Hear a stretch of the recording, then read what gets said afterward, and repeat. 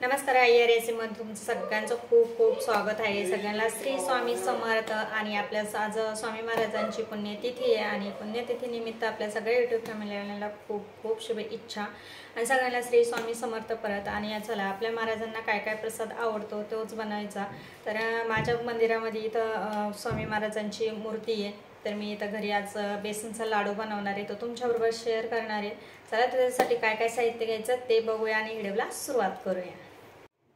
चला त्या बेसनचा लाडू बनवण्यासाठी सर्व साहित्य रेडी करून घेतलं। तर बघू शकता इथं बेसन पीठ आपण चाळून घेतलं आणि ह्या वाटीने 1 वाटी बेसन पीठ आणि अर्धी वाटी इथं आपण पिठी साखर घेतली, तूप घेतलं, काजू बदामचे तुकडे, विलायची आणि थोडंसं ट्रिकसाठी आपण थोडंसं पाणी घेतलंय।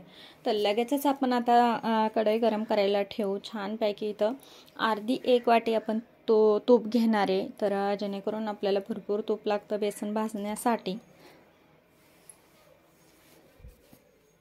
तर चला 1 छोटी वाटी आपण इथं तूप घेतलं तर बेसन भाजण्यासाठी। तर बेसन आपण 1 वाटी घेतलं आणि अर्धी वाटी आपण इथं पिठी साखर सुद्धा घेतली, 1 वाटी आपण इथं तूप घेतलंय। तर बघू शकता तूप छानपैकी वितळलं का लगेचच आपण इथं चाळून घेतलेलं बेसन घालून घ्यायचं।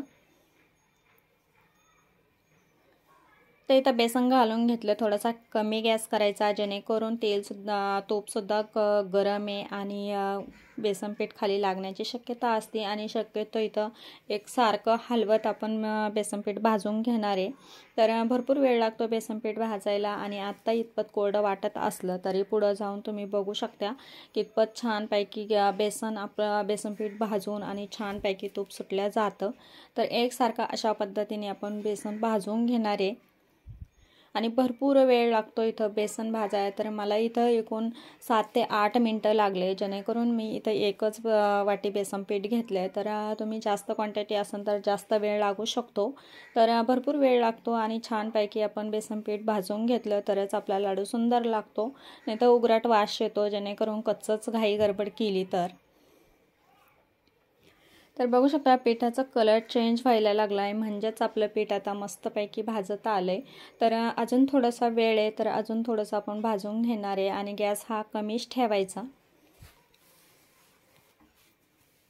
तुम्ही भरपूर क्वांटिटीमध्ये लाडू करत असाल तर तुम्ही डाळ थोडेसे ठोसर दळून आणि मग त्याचा बेसनचा लाडू करू शकता। तर आता ही माझी डाळ आहे, ही विकतची डाळ आहे, विकतची थोडंसं चिकटपणा येतो आणि त्याच्यासाठीच आपण ट्रिक वापरणार आहे।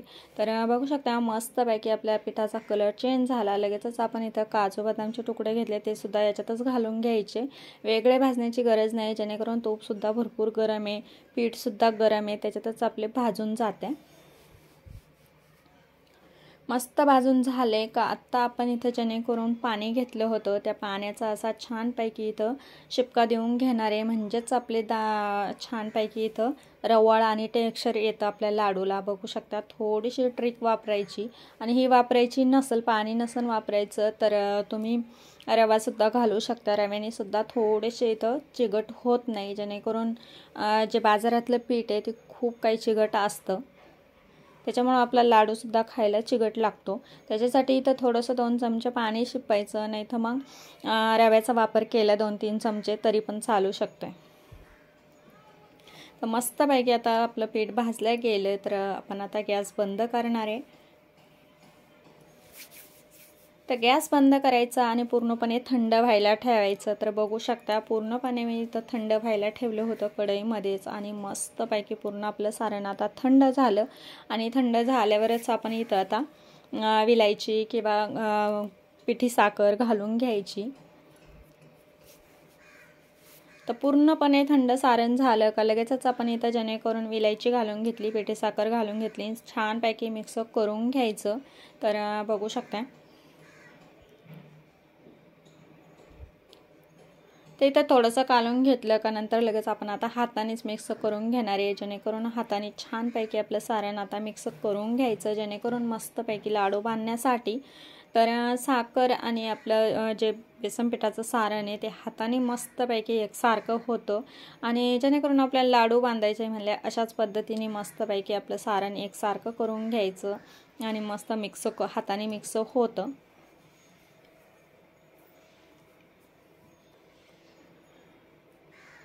चला तर मस्तपैकी आपल्या स्वामी महाराजांसाठी आपण बेसन लाडू बनवतोय. तो तुमच्याबरोबर मी शेअरसुद्धा केला आणि तुम्ही जास्त क्वांटिटीमध्ये सुद्धा बनवू शकता. प्रसाद करून आणि मंदिरातसुद्धा वाटायला नेऊ शकता.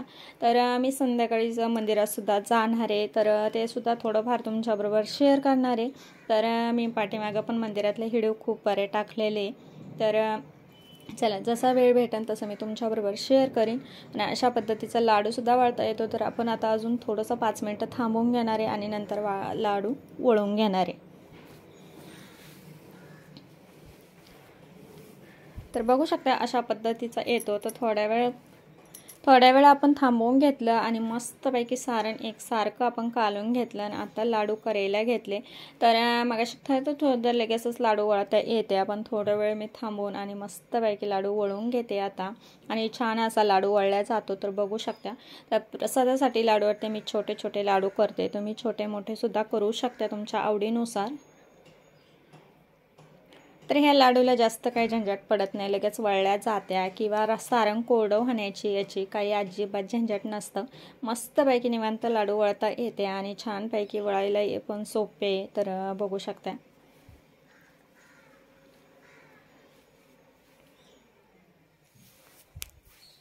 तर एकदम पटपट लाडू वळल्या येतो आणि जास्त वेळ लागत नाही. तर अशाच पद्धतीने आपण सर्व लाडू आता करून घेणार आहे मस्तपैकी. तर छोटे छोटे तर मस्तपैकी सर्व लाडू आपण करून घेतले. तर बघू शकता किती सुंदर झाले आणि झटपटसुद्धा होत्या. तुम्ही जास्त क्वांटिटीसुद्धा करू शकता. तर मस्तपैकी आपल्या स्वामी महाराजांसाठी नैवेद्य केला. तर छान त्याच्यावर तुळशीचं पान नैवेद्य आला का तुळशीचं पान आलं. तर अशा पद्धतीने स्वामी महाराजांसाठी बेसनचे लाडू तयार झाले. तुम्हीसुद्धा बनवून बघा. लाईक करा, शेअर करा. चॅनलवर नवीन असेल तर सबस्क्राईब करा. व्हिडिओ पाहिल्याबद्दल धन्यवाद.